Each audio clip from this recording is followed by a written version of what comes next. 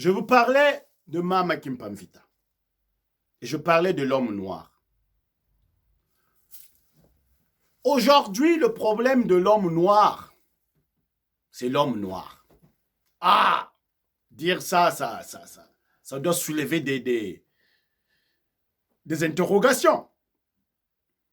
Je m'en souviens encore, en parenthèse, quand je l'ai dit un jour, il y a, je crois, 10 ans, plus de 10 ans de cela, dans une salle à Paris où Kémy Séba avait organisé une rencontre, je crois, de la jeunesse panafricaine, quelque chose comme ça. Je leur avais dit, le problème de l'homme noir, c'est l'homme noir.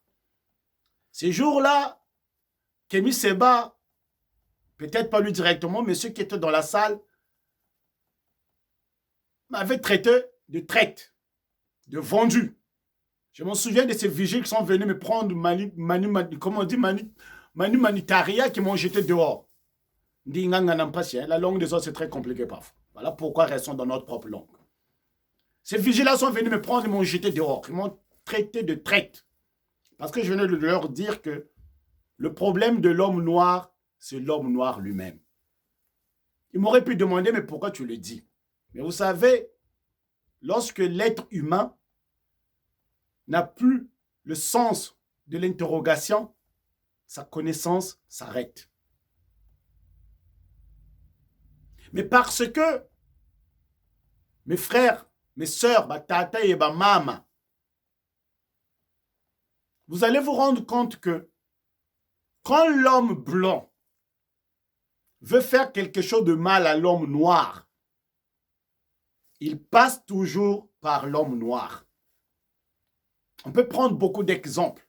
Je veux en citer quelques-uns.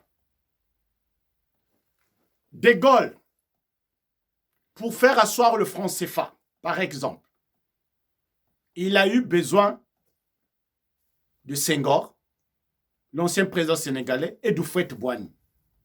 De nos jours, quand Macron ou Nicolas Sarkozy, dans le projet de maintenir le franc CFA, en changeant de nom, en déshabillant Pierre, en habillant Paul, ils ont eu besoin de qui? De Macky Sall et de Ouattara. Vous voyez? Pour tuer Mama Kimpamvita, les prêtres catholiques ont eu besoin des Noirs, des Congo. Pour tuer Thomas Sankara, Mitterrand et Houphouët-Boigny ont eu besoin de Thomas, de son frère, Blaise Compaoré. Pour tuer Lumumba, les Belges ont eu besoin de Mobutu.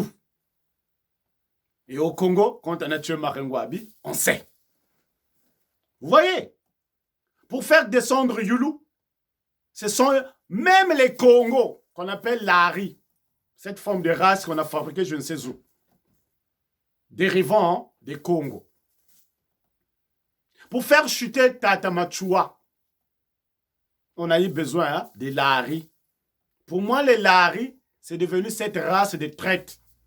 Parce que moi, je suis un Sundi. Nous, les Sundis, on ne fait pas ce genre de choses. Et moi, un Sundi, je suis un Sundi, petit-fils de Kaunga. Wasanata, qui a fait Ta. Aka. Vous voyez? Donc, nos souffrances, nous y participons. Revenons à ce que je disais tout à l'heure, mais posez-vous des questions. Comment c'est fait que les Africains de 1482, qui étaient si puissants, comment le blanc est arrivé à nous avoir? On avait tout le pouvoir ésotérique. J'aimerais vous dire que le Congo ont pu reproduire les mêmes écoles de mystères tels qu'ils les avaient hérités depuis Ndipiti, donc depuis l'Égypte. Vous voyez? Parce que les Congos faisaient partie de cette caste des grands Nganga Kinzambi, c'est-à-dire que des grands prêtres spirituels. Mukinzambi Kengipiti. Ils étaient dans la spiritualité, la haute spiritualité de Ngipiti. Mais posez-vous des questions. Comment des gens aussi puissants, capables de disparaître d'un simple geste, Comment ils sont arrivés? Comment Mama Kimpamvita, initiée de Kimpasi, a-t-elle été capturée et brûlée, vive? Comment Tata Kimbangu, ancien initié de Kimpasi, a-t-il été capturé? Même s'il y a eu des miracles qu'il a dû faire, mais comment le blanc est arrivé? Comment Tata Machua, initié de Lemba, Lemba Kamiteko, ce qui est de Lemba reste un secret. Comment le blanc est arrivé à le mettre en prison jusqu'à le faire mourir? Posez-vous des questions. Mais on a aussi des femmes courageuses, qui ont dit non, le blanc ne pourra pas nous avoir. Et moi, je dis non. C'est comme cette maman-là. Permettez que je vous la présente.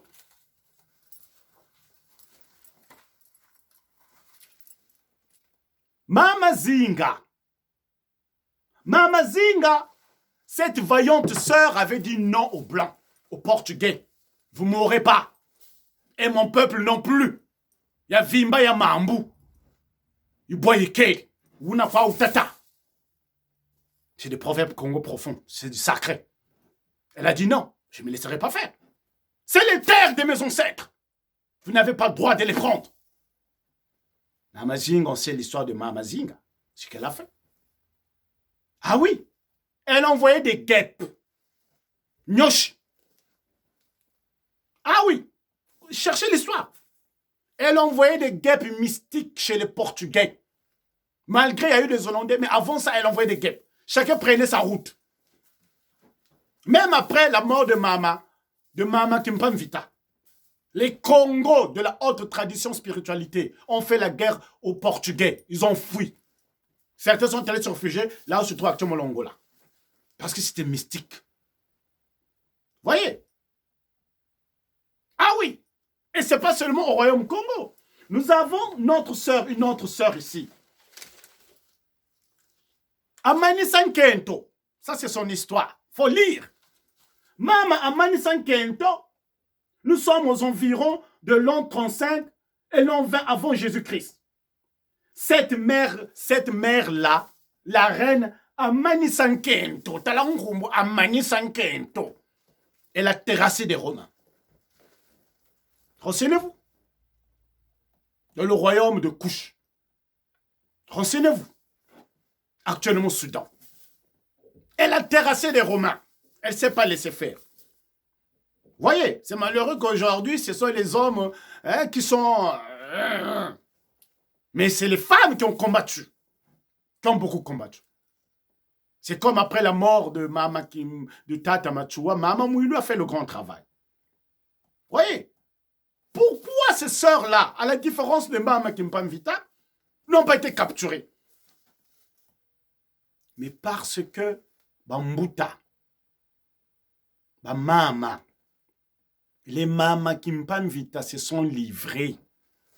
C'est dire la vérité. Ah oui, Batirana Kwemundele se sont livrés. Ce n'est que plus tard, elle s'est rendue compte que c'était déjà trop tard. Unakwa utata, baou basoba.